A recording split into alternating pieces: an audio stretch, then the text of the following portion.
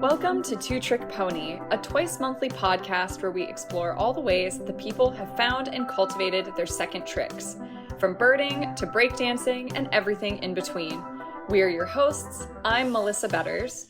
And I'm Claire Ma, and we thank you for joining us. Each week, we invite guests onto the show who have broken away from the expectations of their training, education, or CV to find fulfilling hobbies or even entirely new careers. We take a look at how cultivating a multifaceted self can lead you to community, connection, and confidence. This week, we're going to be joined by Nova Hanson, a PhD-trained marine biologist, wildlife photographer, and avid birder based in Newfoundland, Canada. Before we get to our interview with Nova, we want to start out with a brief history of birding. No matter what country or ecosystem you are in, birds are everywhere. Birding, according to the National Audubon Society, is the active pursuit of birds as a hobby. This may include traveling to see rare species, owning equipment like guidebooks, cameras, or binoculars, or being able to identify a diversity of different species. This may also include pursuing deeper knowledge about the birds around you, like knowing what different species look or sound like, where you might find them, and what behaviors they might display. Some birders also keep a life list, or a record of all the birds they've seen in the wild.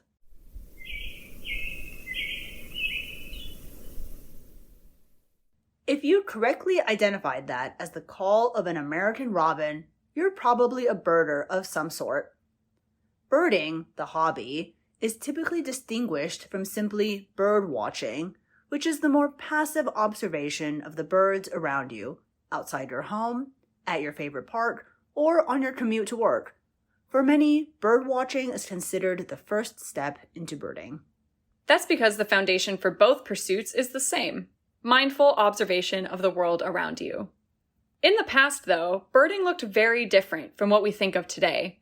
While the earliest mention of the term birding comes from Shakespeare in 1602, birding became a popular pastime in the 1700s and 1800s. The earliest birding club in the U.S., the Nuttall Ornithological Club, was founded as far back as 1873.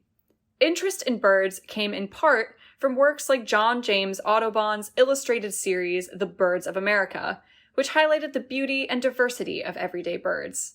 Unlike today, however, birding then was not for everyone. It was mainly accessible to the societal elites who had the money and resources to travel and collect rare birds. It was also more violent, aiming to fill their cabinets of curiosities, which were popular status symbols in the mid to late 1800s. People would go out and hunt birds, displaying their feathers or skins as souvenirs. It wasn't until 1898 that Edmund Selous, a British ornithologist, or bird scientist, realized that killing birds should not be necessary to enjoy them. He famously wrote that, quote, "Now that I have watched birds closely, the killing of them seems to me as something monstrous and horrible," end quote. He urged people to lay down the gun and take up the glasses to observe birds in their natural habitats without killing them. In the 1930s, this mindset was developed even further by ornithologist and conservationist Max Nicholson, who realized just how much data could be collected by the birding community. He urged people to not just see birds, but to record what they saw, allowing scientists to monitor populations and inform conservation practices. This led to a significant increase in fieldwork by birders over the subsequent decades, and photography became an increasingly popular way to document the species people saw. This legacy of citizen science and avian photography is still a central part of the birding community today, with online databases like eBird, the Merlin app, and AvaBase set up to log birding observations. Today, birding continues to grow in popularity. In 2019, it was one of the fastest growing hobbies in North America, and that only increased following the COVID-19 pandemic. A report by the U.S. Fish and Wildlife estimates that over 96 million people in the U.S. engaged in bird watching in 2022, nearly a third of the U.S. population. In 2023, more Canadians were bird watching than camping, canoeing, or kayaking. There has also been an emphasis in recent years on making birding more accessible. Traditionally male-dominated, women now make up half of all bird watchers in the US. Black Birders Week has been held every year in May since 2020, and over 40% of bird watchers are now under the age of 45. Birding festivals are also held annually by natural history museums and ornithological societies across North America, which you can find through the American Birding Association or Birds Canada.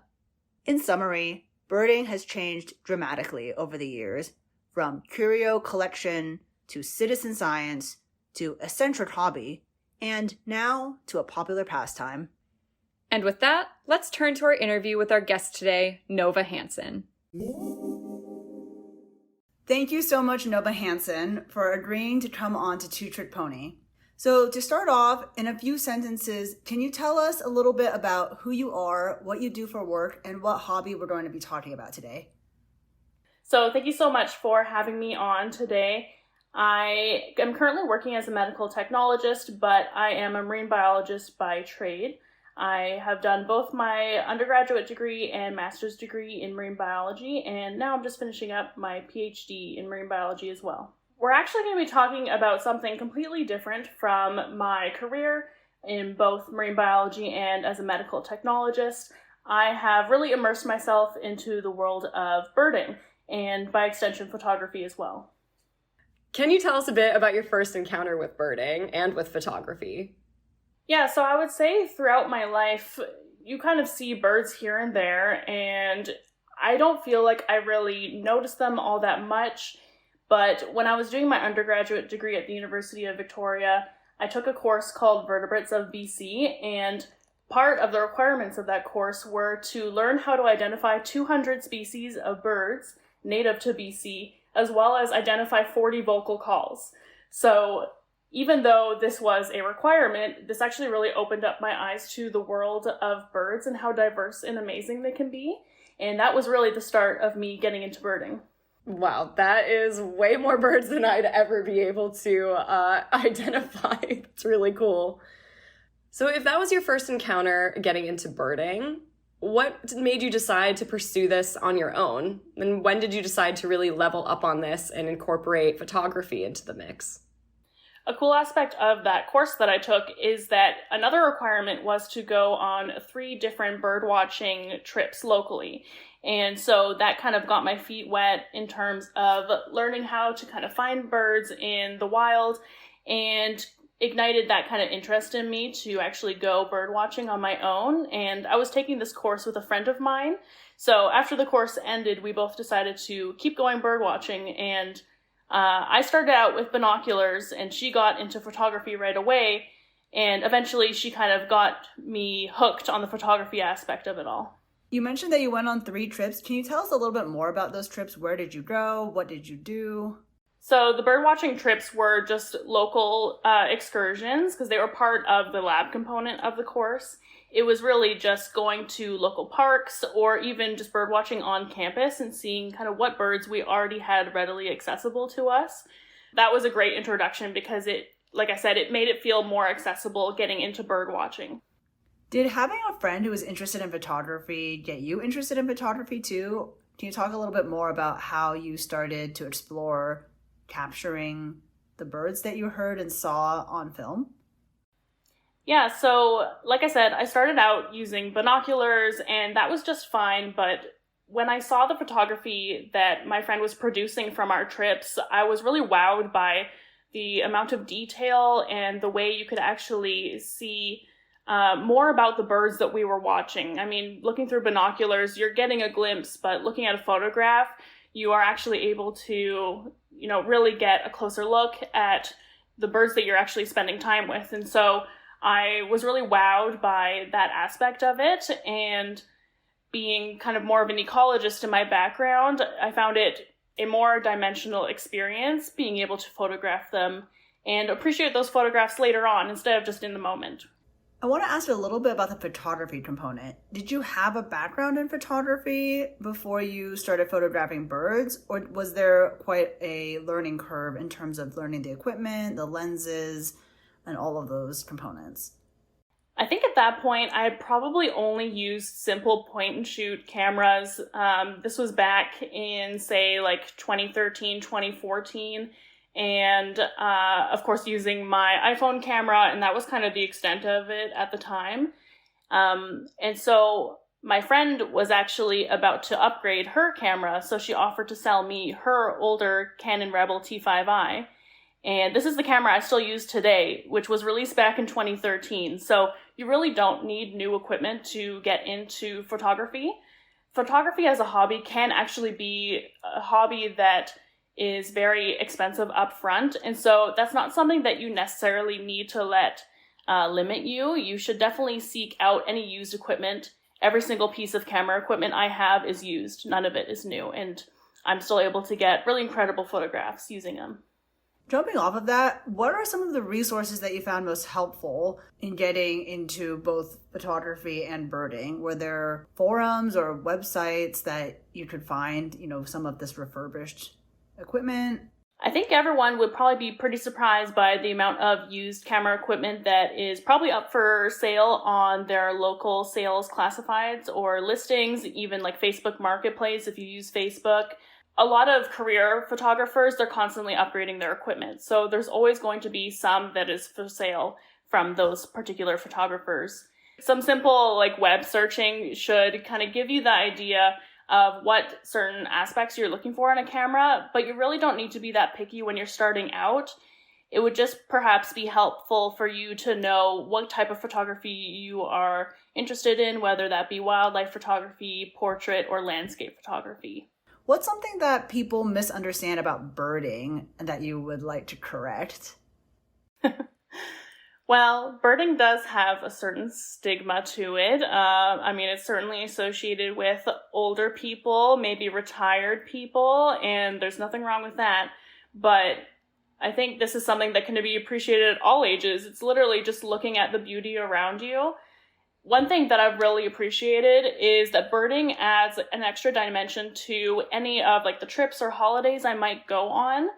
As Melissa knows, we both went to a conference a couple of summers ago in Sao Paulo, Brazil. And of course, I wasn't going for birding. I was going for work for my PhD. But it was an opportunity to do some photography in a completely different place to where I grew up in British Columbia, Canada. You also don't need to go on separate trips to really appreciate or experience wildlife photography because it's all around you already. Even in an urban city, you are going to find lots of different species of birds that you can really appreciate, or different species of animals in general. Is there any particular moment or bird that you saw where you felt really proud or really excited about what you were experiencing? So growing up in Victoria, BC, I actually had a lot of exposure to different birds and animals. BC and Victoria in general are a very temperate area, and so we have a lot of species that stick around year-round, and that's really helpful because, even if it's the winter, there might still be some birds to go look at or to photograph. And so about 5 years ago, I moved to Newfoundland, Canada, in St. John's, and the experience is a bit different. It is winter for a lot more months out of the year, and really migratory animals do not pass through here. Not a lot of animals really want to live here necessarily because it is too cold, too snowy for too long. But something that's really special about Newfoundland is we have a lot of seabird breeding colonies here. So these are birds who spend basically their whole lives off in the ocean, but they only come to land every year to breed. And Newfoundland is really special in that aspect. And some of the experiences I've had here, seeing these breeding colonies, have been very immersive and really quite breathtaking. We have a colony of northern gannets that breed on the southern shore in Newfoundland. And these are very large birds. They're related to blue-footed boobies, which are kind of popularized because, of course, people love the name of the blue-footed boobies. And so they have a wingspan of around 67 inches or 170 centimeters, and they are huge. And their breeding colony is very stinky and very noisy because the birds are calling to each other and pooing everywhere. But these really large birds fly all around you, and you get to see their babies growing up. And it's really just an incredible experience, whether you appreciate birds or not.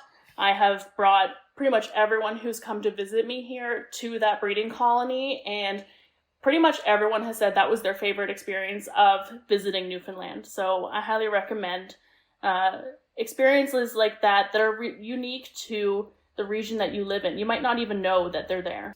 No, that's so cool. I know when I went to Iceland back in 2018, I got to see puffins that were, along the cliff sides breeding, because we were there during their breeding season. And it was so cool to see all of them just like flying around and going back out to the ocean. And I just loved them.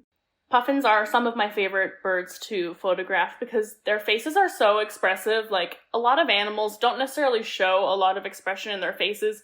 Maybe most people would think that's reserved to mammals. Like, of course, we think about our pets at home. Their faces might be expressive. Birds, not so much. Well, puffins, they are very affectionate. They will look up at each other lovingly because they are monogamous. They have their mate that they stay paired with. And they'll rub their beaks against each other and look up at each other adoringly. They will pick flowers and hand it to their partner. Like, they are incredible birds. And we have a pretty good puffin breeding colony here in Elliston in Newfoundland. And they'll actually land on the attached land to you. I've had puffins come up to me and nibble on my shoelaces. Yeah, there's some pretty incredible experiences where I live right now, even if we don't have a lot of species that live here in the winter. So I know that some birders have what's called like the lifetime list, where you keep track of all the different bird species that you've seen. Do you do that? And if so, how many bird species have you seen? So I don't have a life list. I believe in my old birding book that I bought when I first took that course at UVic, I was marking the birds as I went, marking the birds that I saw. So it's not something that I've necessarily kept up, but that's also because I've memorialized these experiences and these birds in my photographs. So I kind of have a list in a picture format. But I definitely have some birds and places on my list where I would like to go in the future. As you know, our show is called Two Trick Pony. And so in your case, your first trick might be being a marine biologist or an academic marine biologist, right? Which is very much a research-oriented career. Your second trick, though, is a birder and a photographer, a hobby photographer. What would you say is the connection between these two, and whether or not you see like skills from one transferred to the other? Being trained as a biologist, I think it really nurtures an interest in the world around you, and particularly the animals or the organisms around you. And I think that's what has helped me really dive into appreciating birds and the diversity of the different colors, shapes, sizes around us in the world, and locally or far away. So I think there is a crossover between kind of appreciation for these different aspects. My research career has really involved a very specific group of animals, which is researching marine snails. So of course that's pretty far away from birds. And I have looked at different kinds of marine snails like nudibranchs, which are sea slugs, shellless snails, as well as intertidal or subtidal species, and now I currently work on deep water species.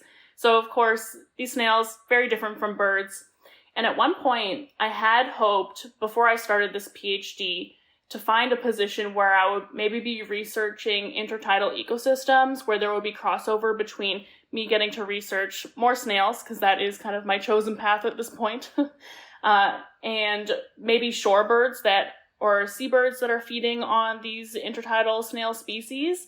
So that didn't happen, and that's okay, because I applied to this really unique opportunity to work with deep sea snails, which is really rare because it's so expensive to get these snails using remotely operated vehicle. And the species that I work on live typically at 3,500 meters below sea level. So that was kind of like a once-in-a-lifetime opportunity to work with these species. So I did kind of give up my idea of researching ecosystems where we have this crossover between snails and birds, but that's how I get my birds, is in my hobbies, and that's just fine. Yes, the listeners might not know that they are currently listening to two of the most preeminent deep sea snail researchers in North America right now. Yes, we're really taking it home in terms of deep sea snails. We really are. How have you surprised yourself doing birding and photography? I don't know about surprised myself. I think what has been helpful about like birding and photography is it really gets you out of the house. The actual photography component actually came into play during COVID, during lockdown. And so it was actually helping me get out of the house and like go on hikes and do things that maybe I otherwise wouldn't. I'm not somebody whose passion is hiking. And so if there's a bird at the end of the hike, then I'm happy to do it. Perhaps it surprised me actually that birding has kind of gotten me a little bit more out of my comfort zone. And it's really nice to have these photographs at the end of the day to like help remind me of my experiences and to give me new things to look forward to in terms of new birds to photograph, new trips to plan, and add an extra dimension kind of to my life and the different trips that I'm planning. For a lot of people during COVID, they started exploring hobbies and new interests. But once the lockdown ended, a lot of people stopped doing those things. For you, it seems like that you've stayed consistent and you're still interested in birding and in photography. What has motivated you to keep going with this? So I have changed the extent of my hobby a bit in that I'm no longer torturing myself by doing photography during the winter here, which is just too cold, and I'm somewhat lucky because the temperatures only go to -20 Celsius, but that's just a little bit too cold to be outside for several hours. And so I did try to do that my first couple of years living here in Newfoundland, but now I only do my photography seasonally in the summer. And of course, that's when we have kind of the most of the interesting species here. I do also do some photography in the spring as well if we have icebergs, which of course we're very lucky to have icebergs coming in Newfoundland. Was there anyone in your life who was particularly encouraging along this journey of pursuing these hobbies and these interests? Well, my friend Christina is the one who actually got me into the photography aspect, my friend who I started out birding with, and I think we really pushed each other to keep going birding. We always went birding together, and of course when I moved away, it was kind of sad to lose that birding partner, and I really haven't found a replacement here in Newfoundland, so honestly, I kind of can't wait to move back home and go birding with my friend again.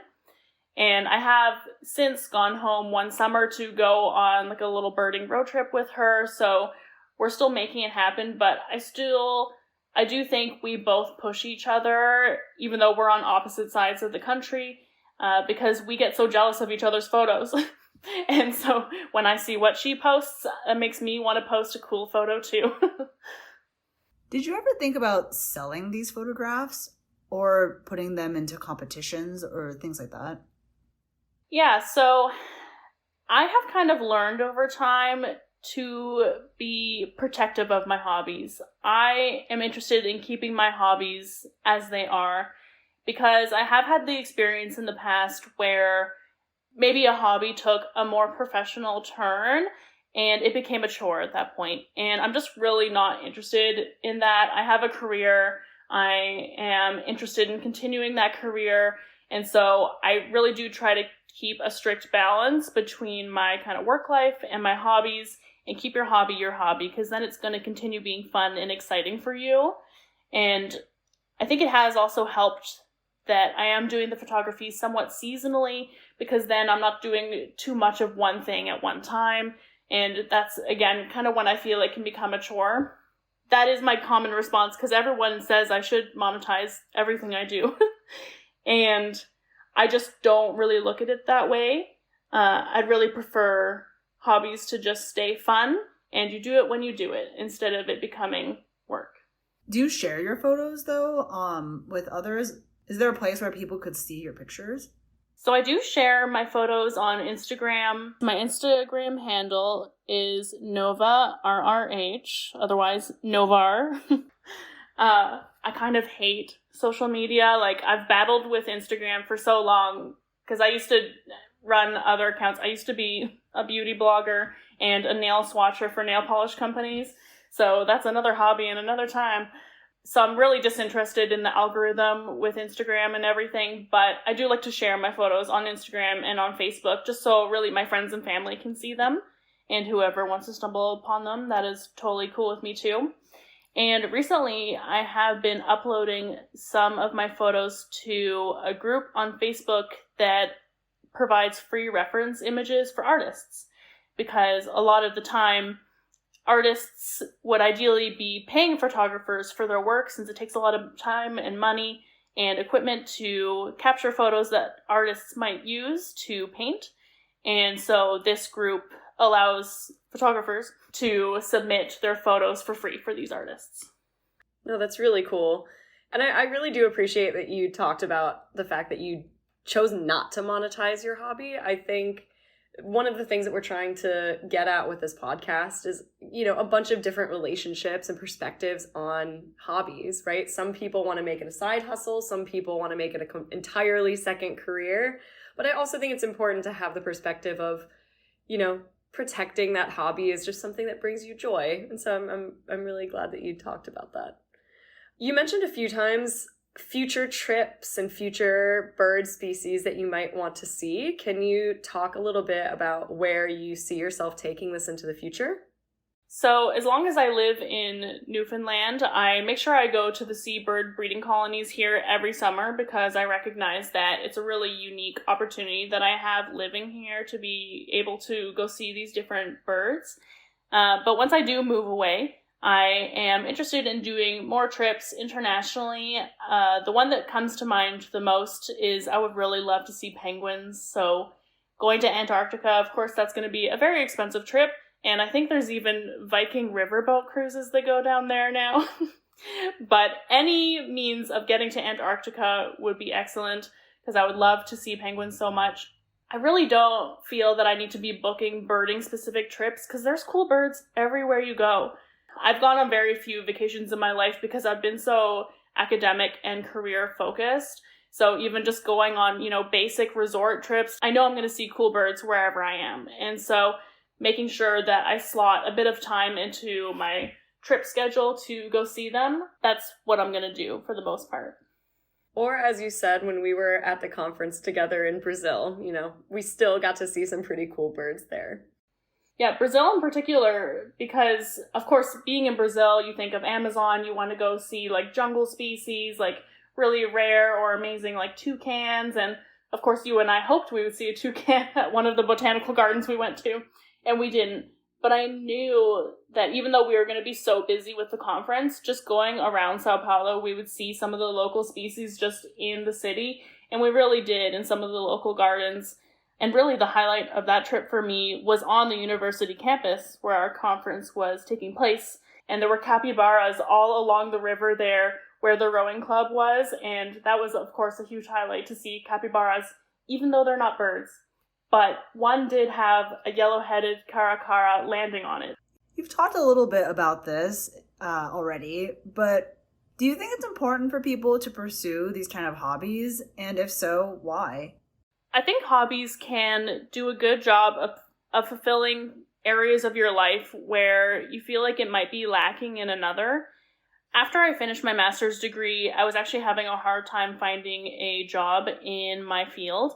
And so I actually started working as a maid at that point, which was a low point of my life because, of course, I've put all this money and all this time into my education. I've done 2 degrees. And so I found myself really getting into birding at that point before the photography happened, because I was trying to bring some biology into my life, even though I wasn't having that in my career. And so I think bringing hobbies into your life can really help fulfill you if maybe one area isn't exactly where you want it to be, or it can just be an added benefit to your life as it is. Before we let you go, we'd like to close out the interview with what we call rapid fire questions. And so these, you're going to have to answer whatever's at the top of your head. Short, sweet answers. I'm ready. Okay, first question. Favorite bird? Turkey vultures. I know these are supposed to be rapid, but why? Why turkey vultures? Yeah, so turkey vultures probably pretty generally underappreciated and in the past very maligned, I would say. But turkey vultures are really cool ecologically because they are really good at eradicating any diseases that are in nature. So, of course, they eat carrion, so any animals that might have died, and they may have died because of anthrax or tuberculosis, salmonella, any other kind of disease. And so turkey vultures do a great job of cleaning up the environment. They have a super acidic stomach, so they can consume all these diseases, and it ends basically in their acidic stomach. And their Latin name translates to golden purifier, and that's why, because they have this really important role ecologically. So I think they're really cool, and of course the look of them, not the prettiest, but they have a kind of creepy cute vibe that I really get along with. I did not know that. I will look at turkey vultures with a newfound appreciation. Name one tool that you use that you are unreasonably and emotionally attached to. Merlin Bird ID. That's an app that I use to help with bird identification. What would be the ultimate gift to buy somebody who's into birding? Probably a local bird guide. Anytime I travel anywhere, I make sure I buy a bird book from that trip. What is the next thing that you want to learn? So up until this point, like I said, I've been using all used equipment, and actually the camera that I'm using now is still the same very first camera that I got when I was getting into birding. So I am more interested in learning about which next camera I should get. I definitely am at the point where I might need a new body. So I'm interested in perhaps diving more into the photography aspect and learning more perhaps about different kinds of photography. And of course, anybody can get into any of these realms, but they require separate skills. So I'm interested in learning more about these kind of different areas outside of wildlife photography. And finally, do you have any last words of wisdom that you'd like to share with our listeners? I would like to challenge everyone to look at the local birds around them and also the different birding opportunities. Once I became a birder, I realized that I actually had a lot of local opportunities to see birds at observatories or at rehabilitation centers. And so I think a fun thing for anyone who might be interested in exploring birds is to look locally to see if you have any like raptor centers or rehabilitation centers. Because I've actually had really amazing experiences of actually like holding hawks or falcons. There is a raptor center in Duncan, British Columbia, where you get to do experiences called hawk walks, where a hawk will literally land on you as you're kind of walking through the forest. So there's different falconry experiences. So this is something that I'd like to challenge everyone to look for in their area, because it's possible that you might have birding experiences that you didn't even know were locally available to you. I think it's a great take home to really take a moment and appreciate the world around you and really notice the different details. Perhaps where you grow up or where you're living now, you might feel like you know it backwards and forwards, but it might be that if you look into the different species or animals that live around you, you might be surprised by what you have available to you. And once you get into birding, it can have a gotta catch 'em all kind of mentality. So I challenge you to dive deeper into what you might have available to you locally and learn more about your home or where you live now. Yeah, try to experience things outside of your life. And birding might be one of those things. So thank you, Nova, so much for this conversation. Your passion for birds really does come through. And I know I asked about one fun fact or one, next thing that you want to learn, but it seems like you actually have a lot of things that you are interested in, and that you have a lot of words of wisdom for our listeners. So thank you again for coming on to Two Trick Pony, and I really enjoyed this conversation. Yeah, me too. Thank you, Nova. Thanks so much for having me, Claire and Melissa.